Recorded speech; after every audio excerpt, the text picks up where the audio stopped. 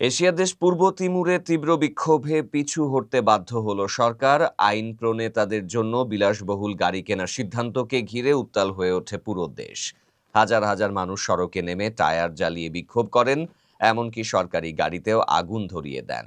ছত্রভঙ্গ করতে police কাঁদানে gas ছোড়ে। প্রচণ্ড চাপের মুখে অবশেষে এমপিদের জন্য বিনামূল্যে গাড়ি কেনার পরিকল্পনা বাতিল করে সরকার।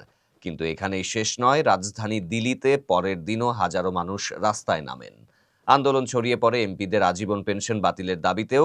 দেশটির এমপিদের বার্ষিক বেতন $36,000, যা সাধারণত মানুষের গড় আয়ের 12 গুণ। জনগণ বলছে, শিক্ষা, পানি আর স্যানিটেশনের মতো মৌলিক চাহিদা পূরণের সুযোগ সুবিধা নেই, অথচ এমপিরা বিলাসবহুল টয়োটা প্রাডো কিনতে মরিয়া। পূর্ব তিমুর দক্ষিণ পূর্ব এশিয়ার অন্যতম দরিদ্র রাষ্ট্র হলেও তুলনামূলকভাবে গণতন্ত্রের উদাহরণ হিসেবে বিবেচিত হয়। আর সেই গণতন্ত্রের শক্তি এবার থামিয়ে দিল এমপিদের বিলাসবহুল গাড়ির পরিকল্পনা।